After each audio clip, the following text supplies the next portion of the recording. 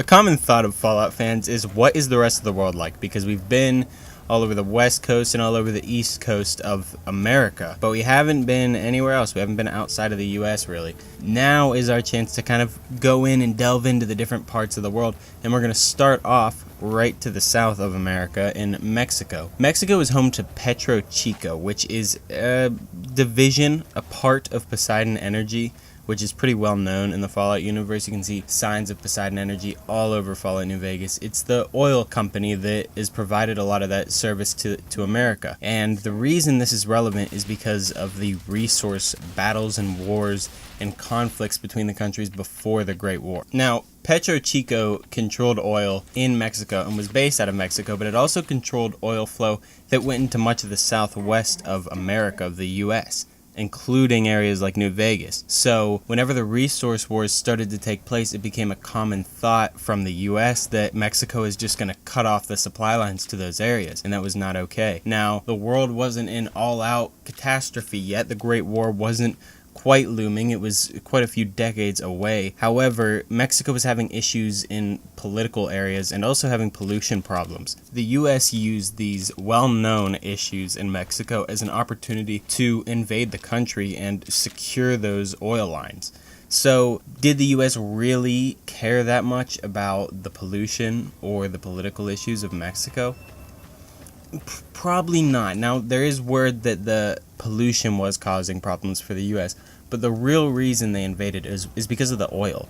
And we can look at this kind of stuff as alluding to real-life events of the US invading certain countries in the Middle East and saying it's for one reason, but really it's for oil. This is, I think, a direct connection, kind of the Fallout universe as it does so well, alluding to real-life things and making a point of them. And this is the US doing that in Mexico. They invade the country, they attack them, they had plans to annex them and take over Mexico entirely, as the US did do to Canada. We can talk about that entirely in a different video, but it never saw fruition, and this is likely due to the fact that the Great War happened in 2077. This is all going around prior to that, so as things developed and as they came up with these plans, they were taking time, as annexing a country would take quite a bit of time, and it never came to fruition. They never got to completely annex it, but they did invade it, they did secure those oil lines, and they did make sure that they kept that oil flow coming to the southwest US. Speaking of the Great War, Mexico was hit, as most of the world was. In fact, Mexico City, the capital of the country, was directly hit by an atomic bomb from an unknown source. So we don't know the country that bombed them. It's hard to allude to because you'd have to know the enemies of Mexico at the time, and considering that they had a lot of political issues and they were so easily invaded by America, you wouldn't think that they would have too many enemies because they weren't that big of a player in the world stage and all the affairs going on. Now, just to go on a little side tangent here, just because Mexico City was bombed does not mean it is unvisitable. There were rumors a while ago about New York City just being wiped off the face of the earth, that it was hit and there's nothing left and it'll never be in a Fallout game, and that is not the case. The Fallout universe does not go into huge specifics and take the science of atomic bombs to the nth degree, because if you think about it, people would be dying from like radiation, cancerous growths and stuff just from breathing in the air and eating the mutated creatures. Like, it's not too concerned with that stuff. The point of the Fallout universe is to exist in this world after the aftermath of a nuclear holocaust. So they aren't just going to start canceling out certain areas because they were hit by bombs, even if maybe that would be the case. Even if New York City was directly hit by like 20 atomic bombs, they want to still use that eventually. I think that's the case.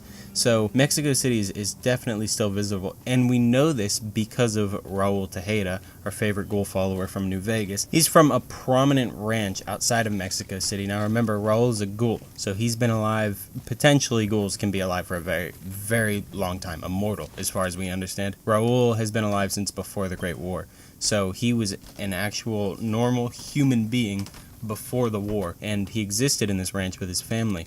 After the bombs fell to Mexico City, the refugees rushed to his ranch, and the Tejedas, his whole family, tried to help these people, and it's a pretty terrible story. They try to help them, but there's too many people because this is a refugee bunch from an entire capital of a city, or the capital of Mexico. So eventually they had to drive them off. Raul and his father drove them off. The refugees come back later that night and burned down their ranch and killed the entire Tejeda family except for Raul and his sister. Now the reason I'm saying this is because after this happens, Raul and his sister escape to Mexico City. Point being, just because the city was bombed doesn't mean it's unvisitable. Same with New York, same with any other city. Unless it specifically says this city does not exist anymore, doesn't mean that just because it was bombed we couldn't go visit it. So now that we've touched on pre-Great War Mexico, during Great War Mexico, we can now move on to post-Great War Mexico. Now, as it goes with many Fallout locations that haven't been graced with video game locations and appearances, they kind of lie in mystery.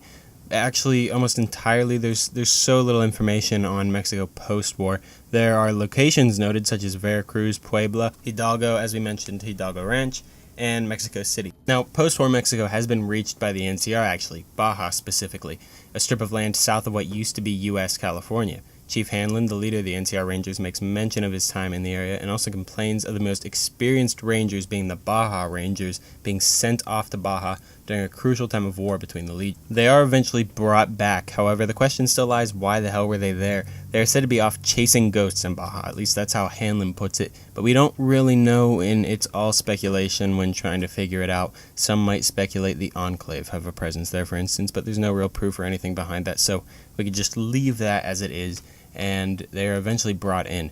Good for the NCR because these guys are quoted as being able to chew nails and spit napalm. That sounds pretty cool. The NCR does not control Baja, though. They just have a presence. They exist there. I think you can kind of relate this to the New Vegas area, although I would assume that the NCR has a larger presence in New Vegas than they do in Baja. The NCR really has a stake in the game. In New Vegas, they want the Hoover Dam. They have a military presence there. They have cities and towns that they control in the Mojave and things like that. So I think it's slightly comparable. They exist in Baja. You could come across them in Baja, but the big thing there is you could come across them in Baja. You would definitely see some NCR if you went through the New Vegas area. Finally, just to make physical note of some Mexico in a Fallout game, Fallout New Vegas has the unique hunting rifle known as Paciencia, which means patience in English. This is translated from Spanish, obviously, being from Mexico. It is named this, according to Josh Sawyer, because you have 3 shots, so you better make them count.